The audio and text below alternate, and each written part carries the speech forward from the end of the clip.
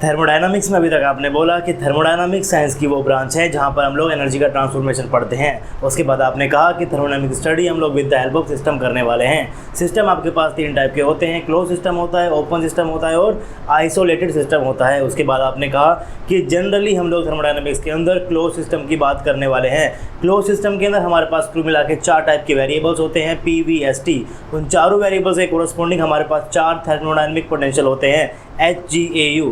उसके बाद आप लोगों ने मैक्सवेल बोर्न स्क्वायर पढ़ा जहाँ पर हमने इन वेरिएबल्स और इन थर्मोडायनामिक पोटेंशियल के बीच में कुछ रिलेशंस देखे। आपने उसके बाद कहा कि मैक्सवेल बोर्न स्क्वायर की तो 4 एप्लीकेशंस होती है।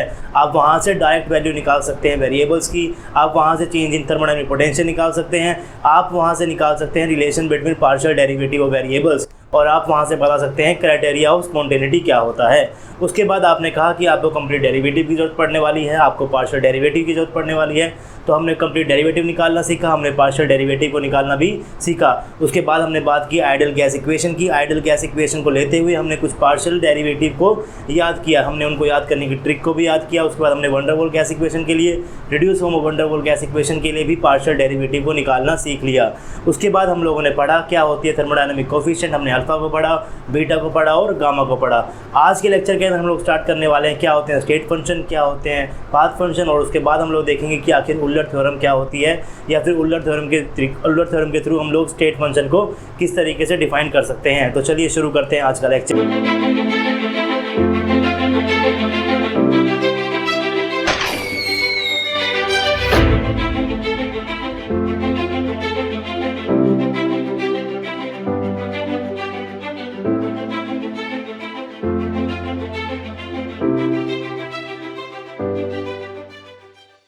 हे guys, this is RJ and welcome to RJ academy. और आज हम लोग पढ़ने वाले हैं स्टेट फंक्शन क्या होता है, पाथ फंक्शन क्या होता है, और साथ ही साथ हम लोग कुछ न्यूमेरिकल्स भी करेंगे जो आपसे CSIR के अंदर या फिर गेट के अंदर पूछे गए हैं। तो वीडियो को एंड तक देखते रहिए। पहले हम लोग सीख लेते हैं कि आखिर स्टेट फंक्शन क्या होते हैं, और फिर हम ये भी सीखने वाले हैं कि आखिर हम किस तरीके से जो है क्वेश्चंस को अप्रोच करने वाले हैं। क्योंकि जब भी आप क्वेश्चंस को देखते हैं एग्ज़ाम के अंदर तो एक अजीब सा वो क्वेश्चन लगता है कि यार इसको स्टार्ट कैसे करें। तो आज के इस वीडियो के अंदर मैं आपको बताऊंगा कि जब भी आपके पास कोई क्वेश्चन आता है जहाँ पर जो रिलेटेड होता है स्टेट फंक्शन या पाथ फंक्शन थे, तो आपको उसको अप्रोच किस तरीके से करना है। तो चलिए स्टार्ट करते हैं आज का लेक्चर। सबसे पहले बात करते हैं कि आखिर स्टेट फंक्शन क्या होता है।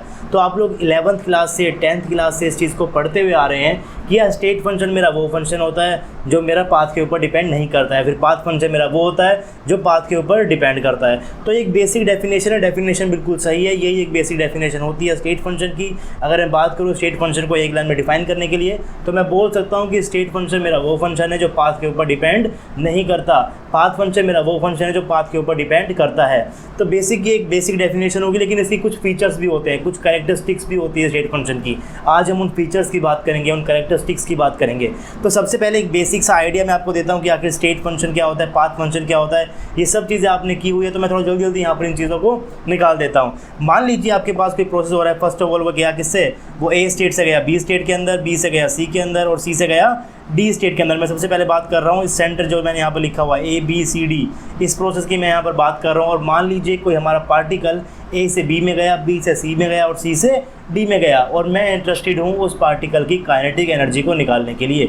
तो काइनेटिक एनर्जी आप कैसे निकालते हैं, हाफ m1v1 हाफ B की कैसे निकालोगे, हाफ m इंटू B का, जो B पोजीशन के ऊपर इसकी वेलोसिटी है उसका स्क्वायर। C पर कैसे निकालोगे, हाफ इंटू m इंटू जो C पर वेलोसिटी है उसका स्क्वायर। तो मान लीजिए मैं यहाँ पर काइनेटिक एनर्जी को क्या लिख रहा हूँ, E लिख रहा हूँ। मान लीजिए A स्टेट के ऊपर से काइनेटिक एनर्जी E1 है, B के ऊपर E2 है, C के ऊपर E3 है, और D के ऊपर क्या है मेरी E4 है।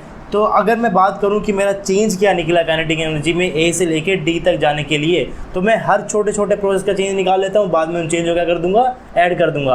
अगर मेरा A से लेके D तक वो 3 स्टेप में गया है, पहले A से B गया है, B से C गया है, C से D गया है, और मुझे ओवरऑल का चेंज निकालना है, तो मैं पहले A से B का चेंज निकाल लेता हूँ, B से C का चेंज निकाल लेता हूँ, और फिर C से D का चेंज निकाल लेता हूँ। फिर मैं बाकी उन सब चेंज को क्या कर दूंगा, ऐड कर दूंगा। तो मैंने यहाँ पर लिखा हुआ है कि मैं सबसे पहले क्या निकाल रहा हूँ, मैं यहाँ पर चेंज निकाल रहा हूँ किस चीज़ के अंदर, पूरे प्रोसेस के अंदर आखिर चेंज किस तरीके से हुआ है। तो मैंने प्रोसेस दिया हुआ है स्टार्टिंग में A से हो गया है B, B से C और C से D।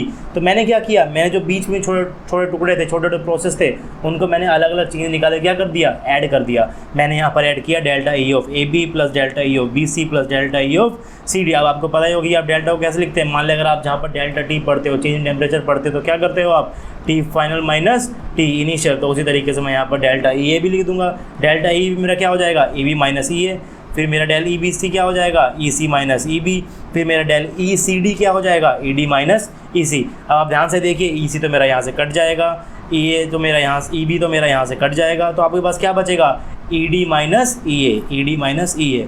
तो बेसिकली इस पूरे प्रोसेस के अंदर ए से बी, बी से सी, सी से डी के अंदर जो आपका टोटल चेंज आया एनर्जी के अंदर वो क्या आया, ई डी माइनस ई ए। अब हम देखते हैं इस प्रोसेस को किसी और पाथ के थ्रू। मान लीजिए कि जो मेरा प्रोसेस हो रहा है ये ए से बी या बी से सी ना जाकर डी पे पहुंच रहा है। मान लीजिए कि ये पहले ए से कहाँ जा रहा है, ए से वो पहुंच रहा है एम से, और फिर एम से वो कहाँ पहुंच रहा है, डी से पहुंच रहा है। तो हम इस प्रोसेस के अंदर भी चेंज निकाल कर देख लेते हैं। तो इस प्रोसेस के अंदर मेरा चेंज क्या हो जाएगा, मैं चेंज को लिखूंगा delta E A to M और एम टू डी। अब मैं इसको क्या करूँगा, ब्रेक कर दूंगा दो के अंदर, क्योंकि मेरा ए से डी कितने में जा रहा है, दो पाथ से होते हुए जा रहा है। पहले वो ए से एम में गया, फिर एम से डी में गया। तो मैंने यहाँ पर इसको लिख दिया delta E of A M, delta E of M D. फिर मैं इसकी वैल्यू को यहाँ पर लिख दूंगा।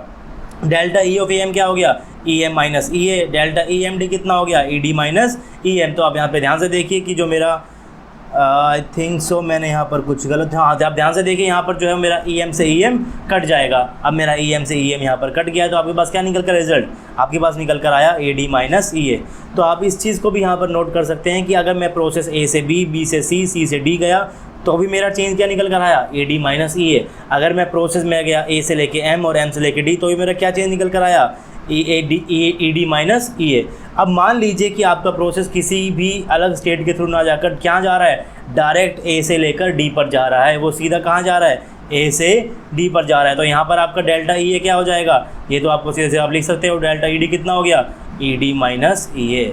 मैंने यहाँ पर नीचे अलग से भी लिखा हुआ है आप लोगों के लिए। आप यहाँ पर देख सकते हैं कि अगर मेरा डायरेक्ट प्रोसेस जा रहा हो तो मेरा क्या हो जाएगा, डेल्टा ई ए डी क्या हो जाएगा, delta E of A D. यहाँ पर मुझे कुछ भी ऐड करने की ज़रूरत नहीं है, क्योंकि बीच में कोई और स्टेट है ही नहीं। मेरा डायरेक्ट ए से किस में कन्वर्ट हो रहा है, डी के अंदर। तो यहाँ पर मेरा क्या निकल कर आ गया, ई डी माइनस ई ए। तो यहाँ पर आप बोल सकते हो कि जो मेरा ई फंक्शन है, मैं यहाँ पर एनर्जी को यहाँ पर डिनोट कर रहा हूँ ई से, तो मेरा एनर्जी क्या हो गया, यहाँ पर मेरा एनर्जी स्टेट फंक्शन हो गया। क्योंकि आप किसी भी पास से जाइए, जो मेरी एनर्जी निकल कर आ रही है, चेंज एनर्जी जो मेरी निकल कर आ रही है वो क्या है, सेम निकल कर आ रही है। तो मेरा डेल्टा ई क्या हुआ, डेल्टा ई मेरा स्टेट फंक्शन हो गया, ये पाथ फंक्शन नहीं हुआ। बेसिकली ये पाथ फंक्शन क्यों नहीं हुआ, क्योंकि ये पाथ के ऊपर डिपेंड नहीं कर रहा। तो अभी तक जो डेफिनेशन आप लोगों ने पढ़ी है, जो अभी तक आप लोग पढ़ते हुए आ रहे हैं कि स्टेट फंक्शन मेरा वो होता है जो पाथ के ऊपर डिपेंड नहीं करता, तो वो डेफिनेशन अभी तक के लिए क्या कर रही है, एकदम फिट बैठ रही है। लेकिन कुछ कैरेक्टरिस्टिक्स भी होती है स्टेट फंक्शन की, उसको भी हम लोग पढ़ेंगे। लेकिन उससे पहले बात कर लेते हैं कि अगर मेरा प्रोसेस घूम फिर के वापस से इनिशियल स्टेट के ऊपर आ गया तो क्या फ़र्क पड़ने वाला है, तो क्या होने वाला है। तो मान लीजिए मेरा कोई प्रोसेस हो रहा है जो पहले कहाँ से जा रहा है, ए से बी पे जा रहा है, बी से सी पे जा रहा है और फिर सी से डी पे। लेकिन उसके बाद वो डी से घूमकर वापस कहाँ पहुँच गया, ए पर घूम गया। इसे आप क्या बोलते हो, साइक्लिक प्रोसेस। वो जहाँ से शुरू हो रहा है वापस आके वहीं पर ही ख़त्म हो रहा है। तो यहाँ पर आप अगर डेल्टा ई को निकालोगे तो आपका चेंज इन एनर्जी क्या हो जाएगा, पूरे साइकिल के थ्रू चेंज इन एनर्जी हो जाएगा ए से बी, बी से सी, सी से डी, डी से ए। तो मैंने यहाँ पर इसको 4 प्रोसेस के अंदर ब्रेक कर लिया। 4 प्रोसेस में मैंने क्या ब्रेक किया, delta E of A B, delta E of B C, delta E of C D, delta E of D A. फिर मैंने उसको यहाँ पर खोल कर लिख दिया, डेल्टा ई ए बी तो मेरा ई बी माइनस ई ए होता है, डेल ई बी सी तो मेरा ई सी माइनस ई बी होता है, डेल ई सी डी तो मेरा ई डी माइनस ई सी होता है। उसी तरीके से मेरा डेल ई क्या होता है, ई डी माइनस ई ए होता है। तो अब मेरे को क्या करना है यहाँ पर, अब मैंने यहाँ पर इन चीज़ों को क्या किया, ऐड किया। जब आप इन चीज़ों को ऐड करोगे तो आप देखोगे कि आपकी जो सारी टर्म्स है वो क्या हो जाएंगी, कट जाएंगी। ई डी से आपका ई डी कट जाएगा, ई ए से आपका ई ए कट जाएगा, ई बी से आपका माइनस ई बी कट जाएगा और ई सी से आपका माइनस ई सी। तो आपके सारी की सारी जो टर्म्स है वो कट गई। और आप यहाँ पर देख सकते हैं कि जो आपका डेल्टा ई साइकिल निकल कर आया वो क्या निकल कर आ गया, 0 निकल कर आ गया। अब मैं यहाँ बात कर रहा हूँ डेल्टा ई की। डेल्टा ई मेरा क्या है, एक बड़ा चेंज है स्टार्टिंग पोजीशन का और फाइनल पोजीशन का। मैं यहाँ पर क्या ले रहा हूँ, इकट्ठा चेंज ले रहा हूँ। मैं यहाँ पर फाइनल पोजीशन की बात कर रहा हूँ और इनिशियल पोजीशन की बात कर रहा हूँ। तो मैं इसको डिनोट कर रहा हूँ डेल्टा ई से। मान लीजिए कि मैं इस प्रोसेस के थ्रू स्मॉल चेंज को नोट कर रहा हूँ। अगर मैं स्मॉल चेंज को नोट कर रहा हूँ तो मैं डेल्टा ई को किससे रिप्रेजेंट कर सकता हूँ, डेल ई से। अगर मैं डेल ई का सम कर दूँ, डेल ई का मैं इंटीग्रेट कर दूँ, इंटीग्रेशन एक तरीके से क्या होता है, छोटे छोटे चेंज का समेशन ही तो क्या होता है, मेरा इंटीग्रेशन होता है। अगर मैं यहाँ पर डेल ई मेरा क्या हो गया, स्मॉल चेंज हो गया। अगर मैं स्मॉल चेंज को पूरा इंटीग्रेट कर दूँ तो मैं इसको क्या लिख सकता हूँ, मैं इसको डेल ई लिख सकता हूँ। अगर मैं इंटीग्रेशन के ऊपर यहाँ पर सर्कल लगा दूँ, इसका मतलब क्या होता है, इसका मतलब होता है कि जो मेरा प्रोसेस है वो क्या है, साइक्लिक प्रोसेस है। अगर मैं यहाँ पर लिख रहा हूँ कि मेरा del E cycle equal to 0 है, तो मैं इसको लिख सकता हूँ कि मेरा cyclic integral of small changes of E मेरा क्या निकल कर आ गया, 0 निकल कर आ गया। तो यहाँ से आप एक चीज़ को यहाँ पर नोट कर लीजिए कि स्टेट फंक्शन के अंदर जो भी मेरा फंक्शन, अगर कोई स्टेट फंक्शन होगा तो उसका साइक्लिक इंटीग्रल क्या होगा, 0 होगा। ये एक फीचर होता है किसका, स्टेट फंक्शन का। आप किसी की भी इक्वेशन को देखकर वहाँ से उसको कैसे डिनोट करोगे, अगर आपके पास कोई चीज़ गिवन है कि आपको कोई गिवन है कि मेरा कोई फंक्शन जो है वो स्टेट फंक्शन है, तो उस फंक्शन का स्मॉल चेंज के रिस्पेक्ट में साइक्लिक इंटीग्रल क्या होगा, 0 होगा। ये फीचर होता है किसका, स्टेट फंक्शन का। तब मैं यहाँ पर लिखा हुआ है नीचे भी, the functions whose cyclic integral is equal to 0 will have exact differentiation which can be proved by Euler theorem। अभी तक आप लोगों को मैंने कहा कि जो फंक्शन मेरा स्टेट फंक्शन होता है उन फंक्शन का जो साइक्लिक इंटीग्रल है वो क्या होगा, 0 होगा। इसको मैं रिवर्स भी बोल सकता हूँ, अगर मैं बोलूँ कि किसी फंक्शन का अगर साइक्लिक इंटीग्रल मेरा 0 है तो वो फंक्शन मेरा क्या हुआ, स्टेट फंक्शन हुआ। अब मैं यहाँ पर एक चीज़ को और जोड़ रहा हूँ, अगर मैं बोल रहा हूँ कि मेरा किसी भी एक फंक्शन का cyclic integral through out a cyclic process अगर वो मेरा 0 निकल कर आ रहा है तो वो फंक्शन मेरा क्या होगा, वो फंक्शन मेरा एग्जैक्ट डिफरेंशियल होगा। और उस चीज़ को मैं प्रूव कैसे कर सकता हूँ, उस चीज़ को प्रूव करने के लिए आपके पास एक थ्योरम है, क्या है, उल्लर थ्योरम है। उस थ्योरम की हम लोग थोड़ी सी देर में बात करने वाले हैं। तब तक के लिए आप बस इन चीज़ों को याद करिए कि क्या मैं आपसे बोल रहा हूँ। मैं आपसे बोल रहा हूँ कि अगर किसी फंक्शन का साइक्लिक इंटीग्रल 0 हुआ तो वो क्या होता है, वो स्टेट फंक्शन होता है। अगर किसी फंक्शन का साइक्लिक इंटीग्रल 0 हो गया तो वो फंक्शन क्या होता है, उस फंक्शन का एक एग्जैक्ट डिफरेंशियल आपको देखने को मिलेगा। अब एग्जैक्ट डिफरेंशियल क्या होता है उसकी हम थोड़ी देर के अंदर बात करने वाले हैं, लेकिन अभी जो है बेसिक से कुछ क्वेश्चन जो हम सिर्फ इस टर्म्स के यहाँ पर कर देंगे कि वो फंक्शन मेरा क्या हो गया, एग्जैक्ट डिफरेंशियल मेरे पास वो टर्म हो गया। अब हम बात कर रहे हैं यहाँ पर क्लोज सिस्टम की। मैंने आपसे कहा कि थर्मोडायनामिक्स की स्टडी हम लोग जनरली क्लोज सिस्टम से करने वाले हैं। तो क्लोज सिस्टम के आपके पास 4 वेरिएबल होते हैं और 4 थर्मोडायनामिक पोटेंशियल होते हैं। मैंने आपको यहाँ पर लिख दिया एस पी वी टी, जो मेरे ये 4 है मेरे क्या हैं, ये मेरे हो गए वेरिएबल्स।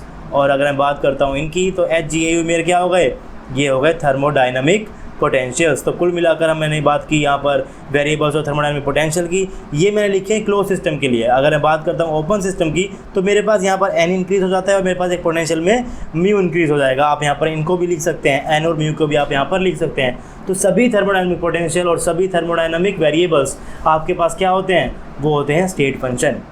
यानी कि आप जितने भी वेरिएबल्स या फिर जितने भी यहाँ पर थर्मोडायनामिक पोटेंशियल को पढ़ने वाले हैं वो सभी आपके क्या हैं, स्टेट फंक्शन। अगर एस की बात करूँ तो स्टेट फंक्शन है, पी भी स्टेट फंक्शन है, टी भी स्टेट फंक्शन है, जी भी स्टेट फंक्शन है, ए भी स्टेट फंक्शन है, यू भी स्टेट फंक्शन है और म्यू जिसको मैं बोलता हूँ क्या, केमिकल पोटेंशियल, ये भी मेरा क्या है, स्टेट फंक्शन है। यानी कि सभी के सभी क्या है, स्टेट फंक्शन है। अब बात करते हैं कि अगर सभी स्टेट फंक्शन है तो फिर पाथ फंक्शन क्या है।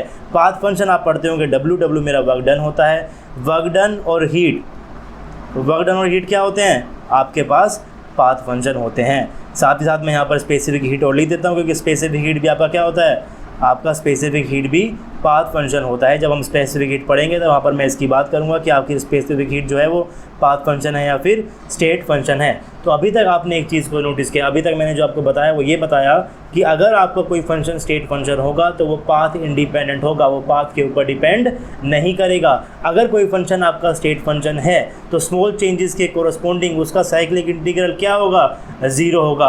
अगर किसी फंक्शन का साइक्लिक इंटीग्रल 0 है इसका मतलब वो क्या है, स्टेट फंक्शन है। मैं दोनों ही बातों को यहाँ पर रिवर्स कर रहा हूँ, दोनों ही चीज़ ट्रू है। अगर स्टेट फंक्शन है तो साइक्लिक इंटीग्रल 0 होगा, साइक्लिक इंटीग्रल 0 है तो वो फंक्शन मेरा क्या है, स्टेट फंक्शन है। साथ ही साथ मैं ये बोल रहा हूँ कि अगर किसी फंक्शन का साइक्लिक इंटीग्रल 0 है तो उस फंक्शन के कोरस्पोंडिंग जो आपके पास डिफरेंशियल आएगा वो क्या होगा, वो एग्जैक्ट डिफरेंशियल होगा, जिसको हम प्रूव करेंगे उल्लर थ्योरम से। बस आप थोड़ा सा वेट कीजिए, जब मैं आपको उल्लर थ्योरम कराऊंगा तब मैं आपको वहाँ पर इस चीज़ को यहाँ पर प्रूव कर दूंगा।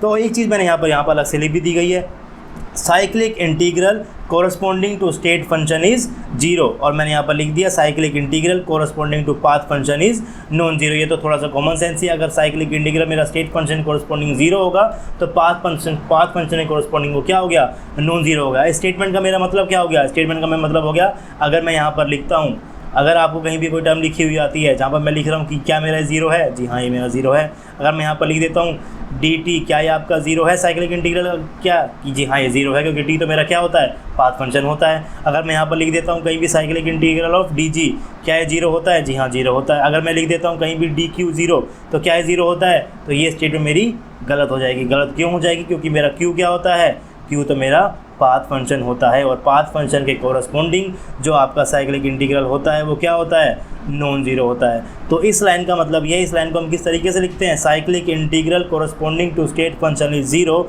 इस लाइन को हम कैसे लिख सकते हैं, मैं यहाँ पर लिख सकता हूँ कि मेरा D S equal to zero होता है, मैं यहाँ पर लिख सकता हूँ कि मेरा D H equal to zero होता है, मैं लिख सकता हूँ कि cyclic integral of D A equal to zero होता है। तो इस चीज़ को, इस लाइन को मैं इस तरीके से रिप्रेजेंट कर सकता हूँ। ये आपको लिखना आना चाहिए, क्योंकि बहुत सारे क्वेश्चंस मैं बोल सकता हूँ कि थर्मोडायनामिक्स के अंदर जो अभी तक हमने पढ़ा है उसके अंदर सबसे, अगर मैं बात करूँ सबसे इंपॉर्टेंट टॉपिक क्या है, तो वो यही टॉपिक है, किस तरीके से हम लोग साइक्लिक इंटीग्रल को जीरो दिखा सकते हैं, कौन सा फंक्शन मेरा स्टेट फंक्शन होता है, कौन सा फंक्शन मेरा पाथ फंक्शन होता है, कौन सा फंक्शन मेरा एग्जैक्ट डिफरेंशियल है, कौन सा फंक्शन मेरा एग्जैक्ट डिफरेंशियल नहीं है। तो अभी तक हम लोगों ने देख लिया कि मेरे कौन कौन से फंक्शन स्टेट फंक्शन है, कौन कौन से फंक्शन मेरे पाथ फंक्शन है।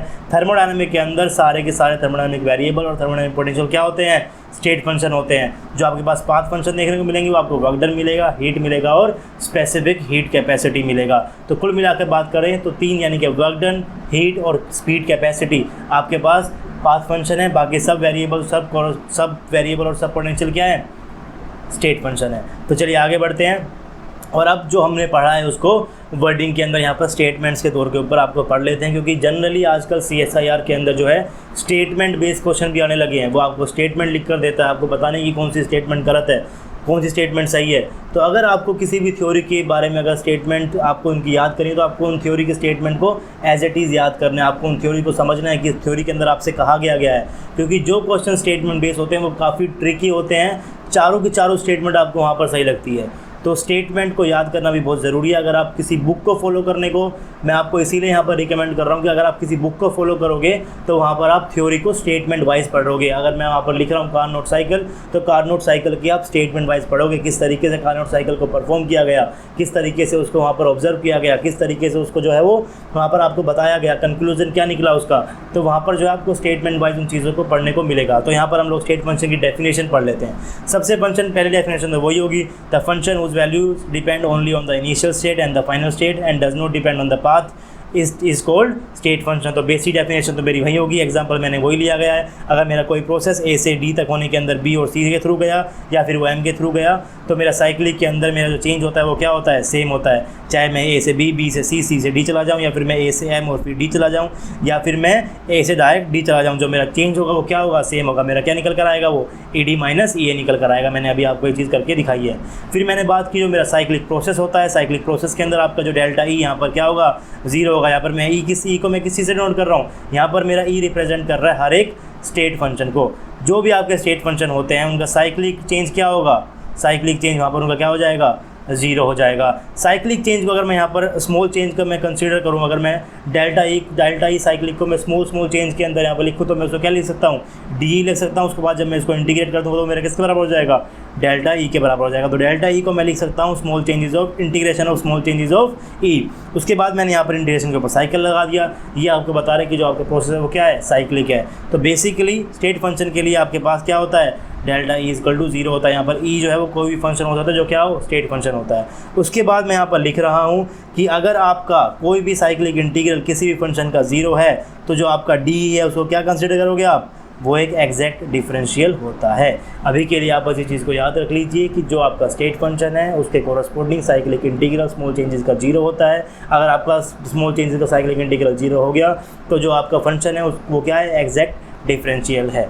तो चलिए आगे बढ़ते हैं और अब बात करते हैं कि एसेंशियल क्राइटेरिया क्या होता है स्टेट फंक्शन को होने के लिए। पहला क्राइटेरिया तो मेरा वही होगा, it depends upon initial state and final state, इसकी हम बात कर चुके हैं। उसके बाद मैंने यहाँ पर लिखा हुआ है कि cyclic integral corresponding to this function is equal to zero, इसकी भी हम लोग बात कर चुके हैं। फिर जो हमारे पास बात आएगा तो differential corresponding to this function is exact in nature. मैं आपको चौथी बार ये बात बता रहा हूँ और इसके ऊपर ही आपको काफ़ी सारे क्वेश्चन देखने को मिल जाएंगे CSIR के अंदर और गेट के अंदर। तो आप इस चीज़ को भी याद रख लीजिए। अगर आपके पास साइक्लिक इंटीजर किसी भी फंक्शन का, मान लीजिए z, आपके पास कोई फंक्शन गिवन है और उसका साइक्लिक इंटीग्रल क्या है, जीरो है, तो आपका dz क्या हो जाएगा, एक एग्जैक्ट डिफरेंशियल हो जाएगा। उसके बाद मैंने यहाँ पर लिखा हुआ है these function generally follow Wular theorem. जो आपके स्टेट फंक्शन होते हैं उसको हम प्रूव करते हैं यूलर थ्योरम की हेल्प से। तो अगर हम उसको प्रूफ ही यूलर थ्योरम की हेल्प से कर रहे हैं तो हम लोग इस चीज़ को बोल सकते हैं कि स्टेट फंक्शन यूलर थ्योरम को क्या कर रहे हैं, फॉलो कर रहे हैं। अगर कोई भी फंक्शन आपका यूलर थ्योरम को फॉलो नहीं कर रहा तो वो स्टेट फंक्शन नहीं होगा। ये बात भी मैं आपके साथ कर चुका हूँ। उसके बाद मैंने यहाँ पर लिखा हुआ है almost all thermodynamic entities are state function except W, Q and C। मैंने यहाँ पर हीट कैपेसिटी को लिखा हुआ है। सारी की सारी थर्मोडायनेमिक एंटिटी, चाहे वो वेरिएबल्स हो, चाहे वो PVST हो या फिर वो पोटेंशियल हो यानी कि HgAU, सारी की सारी जो आपके पास थर्मोडायनेमिक एंटिटीज़ होती है ये सब क्या है आपके पास, ये सब की सब स्टेट फंक्शन है। और जो चीज़ बच गई जो कि पाथ फंक्शन होती है वो क्या होती है, W, Q और C, ये आप क्या होते हैं, पाथ फंक्शंस होते हैं। तो चलिए अब कुछ न्यूमेरिकल्स करते हैं, किस तरीके से आप इन न्यूमेरिकल्स को अप्रोच करोगे सिर्फ इतनी सी बात को जानकर कि आपके स्टेट फंक्शन क्या होते हैं। और बहुत सारे क्वेश्चन जिसके ऊपर आए गए हैं। सबसे पहले हम लोग एक क्वेश्चन लेते हैं जो आपसे पूछा गया था CSIR के अंदर जून 2013 के अंदर।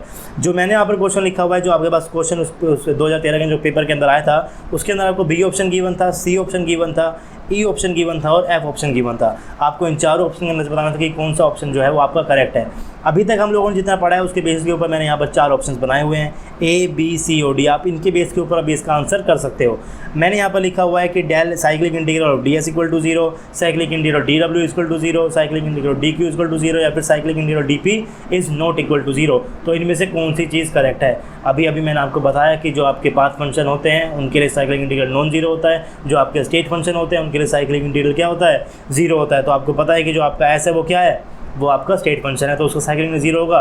तो आपका A बिल्कुल सही है। फिर बात करते हैं B की। तो B आप मैंने बताया कि W आपका क्या है, W तो आपका पाथ फंक्शन है, क्या उसका साइक्लिक इंटीग्रल 0 होगा, नहीं होगा। तो B आपका क्या हो गया, गलत हो गया। बात करते हैं C की। तो C Q का आपका क्या होता है, Q भी आपका पाथ फंक्शन होता है, तो क्या उसका साइक्लिक इंटीग्रल 0 होगा, नहीं होगा, ये भी आपका गलत है। फिर बात करते हैं DP की। तो P तो आपका स्टेट फंक्शन होता है, उसका साइक्लिक इंटीग्रल क्या होना चाहिए, 0 के बराबर होना चाहिए, लेकिन यहाँ पर लिखा हुआ है नॉट इक्वल टू 0, तो आपका D भी गलत हो गया। अगर आपके पास सिर्फ A, B, C, D given है तो आपका A ऑप्शन यहाँ पर क्या हो गया, करेक्ट हो गया। पर पेपर के अंदर जो चीज़ आपको गिवन थी वहाँ पर आपको B ऑप्शन गिवन था, C ऑप्शन गिवन था, E ऑप्शन गिवन था और F ऑप्शन गिवन था, यानी कि आपके पास ये 4 ऑप्शन गिवन थे और आपको इन चारों के अंदर से बताना था कि आपके पास करेक्ट ऑप्शन कौन सा है। तो अभी तक के ज्ञान से जितना आपने अभी तक थर्मोडायनामिक्स के अंदर पढ़ा है उससे भी आप इस क्वेश्चन को कर सकते हैं। पहली बात तो मैंने आपको बताया कि W और Q मेरा क्या होता है, पाथ फंक्शन होता है, तो उनके कोरस्पॉन्डिंग साइक्लिक इंटीग्रल क्या होगा, नॉन जीरो होगा। तो B और C को तो आप ऐसे ही एलिमिनेट कर सकते हो। फिर पढ़ते हैं हम E ऑप्शन को। E में लिखा हुआ है हीट कैन कंप्लीट, क्या हीट को हम कंप्लीटली कन्वर्ट कर सकते हैं वर्क के अंदर। क्या आप जितनी भी हीट की सिस्टम को दे रहे हैं उसको सारी की सारी वर्क के अंदर कन्वर्ट कर सकते हैं। अगर आप इस लाइन को समझने की कोशिश करें तो ये लाइन आपको कह रही है कि क्या आपने एक ऐसा इंजन बना दिया जिसकी एफिशिएंसी क्या है, 100% है, यानी कि आपने जितनी भी उसके अंदर हीट दी आपने उसे सारा के सारा काम कर दिया, कोई भी आपकी हीट थोड़ी सी भी वेस्ट नहीं हुई। मैंने आपको पहले ही लेक्चर के अंदर बताया था कि एक 100% एफिशिएंसी वाला कोई भी इंजन बनाना पॉसिबल नहीं है। अभी तक तो ऐसा कोई भी इंजन नहीं आया जो 100% एफिशिएंट होता है। इसीलिए आपकी जो ई स्टेटमेंट है ये भी क्या हो जाएगी, गलत हो जाएगी। ये हम कहाँ पे पढ़ने वाले हैं, ये हम कार्नोट साइकिल के अंदर भी पढ़ेंगे कि क्यों आपका कोई भी इंजन जो है वो 100% एफिशिएंट नहीं होता। ये हम कहाँ पढ़ेंगे, कार्नोट साइकिल के अंदर पढ़ेंगे। तो बेसिकली इन चारों ऑप्शन के अंदर से आप 3 को एलिमिनेट कर सकते हो अभी तक की स्टडीज़ के अकॉर्डिंग, और जो आपका फिर करेक्ट आंसर क्या हो जाएगा, 4th हो जाएगा। ये तो कॉमन सेंस है, अगर आपके 3 गलत हो गए तो चौथा क्या होने वाला है, सही होने वाला है। लेकिन अब देखते हैं कि आखिर मेरा चौथा ऑप्शन सही क्यों है। चौथे ऑप्शन के अंदर लिखा गया है क्या वर्क को हम लोग कंप्लीटली कन्वर्ट कर सकते हैं हीट के अंदर। तो हाँ, हम लोग वर्क को कंप्लीटली कन्वर्ट कर सकते हैं हीट के अंदर। हम लोग हीट को कंप्लीटली कन्वर्ट नहीं कर सकते वर्क के अंदर, लेकिन हम लोग वर्क को कंप्लीटली कन्वर्ट कर सकते हैं किसके अंदर, हीट के अंदर। ये आप लोग कहाँ पढ़ने वाले हैं, जब हम बॉम कैलोरीमीटर की बात करेंगे तब मैं आपको बताऊंगा कि कैसे हम लोग वर्क को, सारे के सारे वर्क को हीट के अंदर हीट के अंदर कन्वर्ट कर सकते हैं। तो अभी तक की स्टडीज़ के अनुसार भी आप इस क्वेश्चन को कर सकते थे, क्योंकि आपका बी, सी और ई जो ऑप्शन है ये आपके एलिमिनेट हो गए, आपके गलत हो गए, तो जो बचा है वो क्या हो गया, सही हो गया। तो अब हम बात करते हैं, कुछ क्वेश्चंस और देखते हैं हम लोग स्टेट फंक्शन की और पाथ फंक्शन की जो आपके पूछे गए हैं। तो गेट 2010 के अंदर आपके पास क्वेश्चन आया था 1 मार्क्स के अंदर। जो आपका क्वेश्चन था वो सिंपल, बहुत सिंपल क्वेश्चन था। Out of given thermodynamic entities which are state function and which are path function. तो आपको पता है कि जो आपका W है वो क्या होगा, पाथ फंक्शन होगा, Q है वो क्या होगा, पाथ फंक्शन होगा, U और S क्या हो जाएंगे आपके ये आपके स्टेट फंक्शन हो जाएंगे। तो इसके बाद हम लोग कर चुके हैं। उसके बाद जो आपके पास नेक्स्ट क्वेश्चन है वो क्या है, which one is correct for cyclic process. Cyclic process के लिए आपके पास यहाँ पर साइक्लिक इंटीग्रल दिए गए हैं, तो कौन कौन सा आपके यहाँ पर सही हो जाएगा। तो आपको पता है डब्ल्यू तो आपका क्या होता है, पाथ फंक्शन होता है, ये आपका गलत हो गया। डब्ल्यू क्या, क्यू तो आपका क्या होता है, पाथ फंक्शन, ये गलत हो गया। डब्ल्यू क्या होता है, पाथ फंक्शन, ये भी गलत हो गया। यू आपके पास क्या होता है, यू तो आपके पास स्टेट फंक्शन होता है, तो साइक्लिक इंटीग्रल क्या होगा, 0 होगा। तो आपका सी क्या हो गया यहाँ पर, करेक्ट हो गया। तो अच्छी तरीके से आपका जो डी है वो भी गलत हो गया, क्योंकि क्यू मेरा क्या होता है यहाँ पर, पाथ फंक्शन मेरा यहाँ पर ये होता है। बात करते हैं नेक्स्ट क्वेश्चन की। नेक्स्ट क्वेश्चन के अंदर लिखा हुआ है which statement is incorrect regarding state function. मैंने आपसे कहा था कि स्टेटमेंट के ऊपर भी वो आपसे बहुत सारे क्वेश्चन पूछ रहा है। मैंने यहाँ पर सिलेक्टिव क्वेश्चंस को लिया गया है जो थोड़े बहुत ट्रिकी होते हैं। बाकी बहुत सारे क्वेश्चन अभी तक पूछे गए हैं इस टॉपिक के ऊपर थर्मोडायनामिक्स के अंदर से, कि कौन सा फंक्शन मेरा स्टेट फंक्शन है, कौन सा फंक्शन मेरा पाथ फंक्शन है, कौन सा मेरा साइक्लिक इंटीग्रल 0 होगा, कौन सा मेरा साइक्लिक इंटीग्रल 0 नहीं होगा, कौन सी स्टेटमेंट मेरी ठीक है, कौन सी स्टेटमेंट मेरी गलत है। इसके ऊपर बहुत सारे क्वेश्चन आए हुए हैं। अगर आपके पास कोई बुक हो जहाँ पर आपके पास गिवन होंगे सारे प्रीवियस ईयर के क्वेश्चन आपको गिवन होंगे, वहाँ पर आप देखिए कि आपके पास अभी तक थर्मोडायनामिक्स के अंदर इस टॉपिक के ऊपर से कितने क्वेश्चन पूछ लिए गए हैं। तो चलिए इस क्वेश्चन को देखते हैं। यहाँ पर मैंने लिखा है which statement is incorrect regarding state function. तो जो मेरी पहली स्टेटमेंट है वो है दे आर एग्जैक्ट डिफरेंशिएशन। जी हाँ, ये तो फीचर होता है स्टेट फंक्शन का। हम अब तक पढ़ते हुए आ रहे हैं कि जो आपके पास स्टेट फंक्शन है उनके कॉरस्पॉन्डिंग साइक्लिक इंटीग्रल 0 होगा, साइक्लिक इंटीग्रल 0 होगा, वो उसका जो फंक्शन है वो क्या होगा, एग्जैक्ट डिफरेंशियल होगा। तो एक जो है वो आपका सही हो गया। दूसरा क्या है, they follows Euler theorem. Euler theorem की हेल्प से हम लोग स्टेट फंक्शन को स्टेट फंक्शन प्रूव करेंगे, तो वो यूलर थ्योरम को क्या कर रहा है, फॉलो कर ही रहा होगा। तो आपका बी भी क्या हो गया, सही हो गया। फिर बात करते हैं सी की, cyclic integral of state function is 0। ये भी बिल्कुल स्टेटमेंट सही है, तो ये वाली स्टेटमेंट भी सही है। इसका मतलब क्या बचा, जो मेरी चौथी स्टेटमेंट बच गई ये मेरी क्या है, गलत है। और ये आपके यहाँ पर इस क्वेश्चन के अंदर सही ऑप्शन है। CSIR के अंदर ये आपसे 4 मार्क्स का पूछा गया था। तो सिर्फ अगर आपको फीचर भी याद हैं स्टेट फंक्शन के तो आप इस क्वेश्चन को कर सकते हैं। अब पढ़ते हैं हम लोग फोर्थ ऑप्शन आपसे क्या कह रहा है। फोर्थ ऑप्शन के अंदर लिखा हुआ है summation of 2 inexact differential can never be equal to exact differential. अब आप इस चीज़ को प्रूव कर दीजिए कि समेशन ऑफ 2 इनएग्जैक्ट डिफरेंशियल कभी कभार एग्जैक्ट डिफरेंशियल के इक्वल भी हो जाता है। तो आपकी जो स्टेटमेंट है अपने आप क्या हो जाएगी, इनकरेक्ट हो जाएगी। तो आप लोग फर्स्ट लॉ पढ़ते हुए थर्मोडायनामिक्स से बहुत बार, और फर्स्ट लॉ के अकॉर्डिंग आप लोग क्या कहते हैं कि जो मेरा डी क्यू होता है वो मेरा क्या होता है, डी यू माइनस डब्ल्यू। ये आप लोग फर्स्ट लॉ से पढ़ते हुए आ रहे हैं। यहाँ से आप लोग क्या कर सकते हैं, D Q plus W equal to मेरा क्या हो गया, डी यू हो गया। तो ये लो आपकी फोर्थ स्टेटमेंट में यहाँ पर गलत हो गई। गलत कैसे हो गई उस चीज़ को आप समझिए, क्योंकि मैंने आपको कहा है कि जो आपका क्यू और डब्ल्यू है, यानी कि क्यू और जो डब्ल्यू है, ये दोनों की दोनों क्या है, ये आपके पास पाथ फंक्शन है। अगर ये पाथ फंक्शन है तो दोनों की दोनों क्या हैं, ये दोनों क्या है, इनएग्जैक्ट है। और यहाँ पर हम लोग क्या कर रहे हैं, यहाँ पर हम सम कर रहे हैं किसका, 2 इनएग्जैक्ट डिफरेंशियल का। और जो चीज़ आपके पास निकल कर आ रही है वो क्या है, डी यू। डी यू तो आपको पता है, डी यू तो स्टेट फंक्शन होता है। अगर वो स्टेट फंक्शन है तो ये आपका क्या हो जाएगा, एग्जैक्ट डिफरेंशियल हो जाएगा। यानी कि समेशन ऑफ 2 इनएग्जैक्ट डिफरेंशियल का समेशन क्या हो सकता है, एग्जैक्ट हो सकता है। ये तो आपको फर्स्ट लॉ ऑफ थर्मोडायनामिक्स से ही पता चल रहा है। अगर आपने फर्स्ट लॉ ऑफ थर्मोडायनामिक्स पढ़ा है, कुछ फीचर आपने स्टेट फंक्शन के पढ़े हैं, तो CSIR 2011 के अंदर आपके पास ये 4 नंबर जो है विदिन 10 सेकेंड आपके हो गए। तो बहुत सिंपल क्वेश्चन आते थर्मोडायनामिक्स से। अगर आपको बेसिक्स क्लियर होंगे तो आपको पता होगा कि किस तरीके से आपको इन क्वेश्चंस को अटैम्प्ट करना है। अगर आप थर्मोडायनामिक्स पढ़ने बैठे और आप सीधा ही लग गए स्टेट फंक्शन पढ़ने में, सीधा ही लग गए पाथ फंक्शन पढ़ने में, सीधा वर्क डन निकाल रहे हैं, रिवर्सिबल इरिवर्सिबल, सीधा कार्नोट इंजन पढ़ रहे हैं, तो आप लोगों को थर्मोडायनामिक्स समझ में नहीं आ रही है, आप वहाँ पर चीज़ों को रट रहे हैं। मैं इस कोर्स के अंदर जो है आपको हर चीज़ बारी बारी से बता रहा हूँ। मैंने आपको स्टार्टिंग के अंदर बताया कि आखिर थर्मोडायनामिक्स क्या होता है, उसके बाद मैंने आपको बताया कि आखिर थर्मोडायनामिक वेरिएबल क्या होते हैं, थर्मोडायनामिक पोटेंशियल क्या होते हैं, ये डिराइव कहाँ से हुए, क्लोज सिस्टम के अंदर ये क्यों होते हैं, ओपन सिस्टम के अंदर कौन कौन से वेरिएबल्स होते हैं, मैंने आपको स्टार्टिंग के अंदर ये चीज़ें बताई। उसके बाद मैंने आपको मैक्सवेल बताया, जहाँ पर मैक्सवेल बोर्न स्क्वायर बताया, जहाँ पर हमने इन वेरिएबल इन करंट के कोरस्पॉन्डिंग वेरिएबल और पोटेंशियल कोरस्पॉन्डिंग हमने कुछ रिलेशन देखे। उसके बाद हम लोगों ने पार्शियल डेरिवेटिव की बात की, कंप्लीट डेरिवेटिव की बात की, और तब जाकर हम लोग जो है स्टेट फंक्शन के ऊपर आए। अगर आप बाकी वीडियोस देखोगे यूट्यूब के ऊपर तो आपको डायरेक्ट स्टेट फंक्शन करा रहे हैं, डायरेक्ट आपको पाथ फंक्शन करा रहे हैं। तो अगर आप उस तरीके से तैयारी करोगे तो आप लोग बेसिकली कुछ क्वेश्चंस को कर सकते हो। आप उन वीडियो को देख के बहुत खुश हो जाओगे कि मैंने क्वेश्चन कर दिए, लेकिन जब आप एग्जाम के अंदर बैठोगे, जब आपके बेसिक्स क्लियर नहीं होंगे तो आप क्वेश्चन को स्टार्ट ही नहीं कर पाओगे। मैं क्वेश्चन को स्टार्ट किस तरीके से करूँ, तो बेसिक्स क्लियर होना बहुत ज़रूरी है।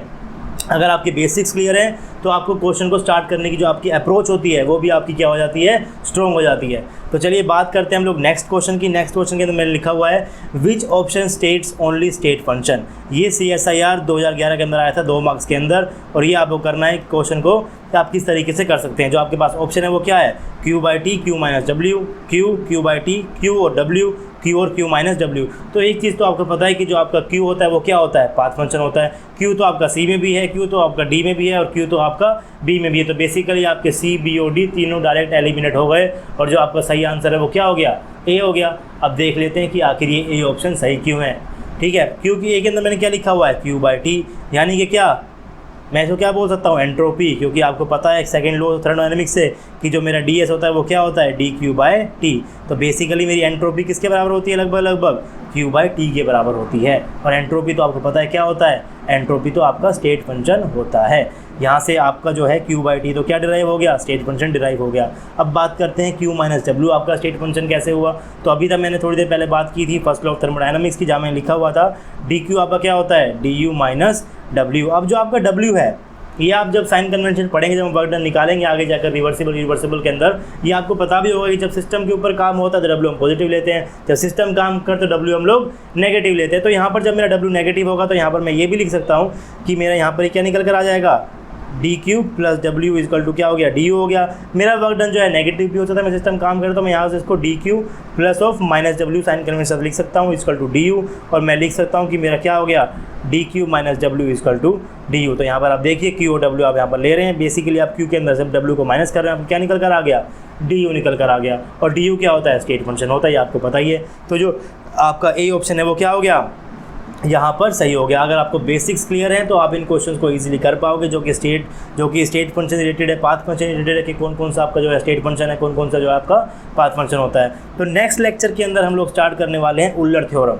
उल्लर थ्योरम आपको प्रूव कर देगी कि कौन सा फंक्शन आपका स्टेट थ्योरम है। कैसे आप लोग इक्वेशन ऑफ स्टेट देख के बता दोगे कि आपका ये जो इक्वेशन है ये क्या है, ये स्टेट फंक्शन है या फिर ये स्टेट फंक्शन नहीं है, किस तरीके से आप उस चीज़ को बता दोगे, हम लोग पढ़ेंगे नेक्स्ट लेक्चर के अंदर। आज के लेक्चर के अंदर हमने पढ़ा कि आपके स्टेट फंक्शन और पाथ फंक्शन के अंदर डिफरेंस क्या है, और कैसे आप लोग किस तरीके से जो है आपको लोग क्वेश्चन को अटैम्प्ट करना है जो कि स्टेट फंक्शन के रिलेटेड आपको दिए गए हैं। अगर आपने अभी तक मेरे चैनल को सब्सक्राइब नहीं किया तो आप प्लीज़ इस चैनल को सब्सक्राइब कीजिए, लाइक कीजिए और कमेंट कीजिए अगर आपको कोई भी चीज़ समझ में नहीं आ रही है। अगर आपको कोई भी चीज़ पूछनी है तो आप कमेंट कीजिए, मैं आपके कमेंट का जवाब यहाँ पर ज़रूर देने वाला हूँ, चाहे मुझे एक नई वीडियो बनानी पड़ जाए। अगर आपने अभी तक इस चैनल को शेयर नहीं किया अपने दोस्तों के साथ तो आप उनको शेयर कीजिए, ताकि सभी की तैयारी क्या होने लग जाए, अच्छी हो जाए। अगर आपके दोस्त भी पढ़ने लगेंगे, अगर आपके दोस्तों की तैयारी अच्छी होगी तो कुछ कंपटीशन बढ़ता है, आपके अंदर से आपको बूस्ट मिलेगा, आपको पढ़ने का मन करेगा। तो इसीलिए मैं आपको बोल रहा हूँ कि आप भी तैयारी कीजिए, अपने दोस्तों को भी तैयारी कराइए, और सभी लोग जो है साथ मिलकर पढ़िए। अगर आप लोग उल्लर थ्योरम को जानना चाहते हैं तो चलिए मैं नेक्स्ट लेक्चर के अंदर जो है वो मैं उल्लर थ्योरम की बात करने वाला हूँ। तब तक के लिए पढ़ते रहिए, पढ़ाते रहिए, अपना ध्यान रखिए। Thank you.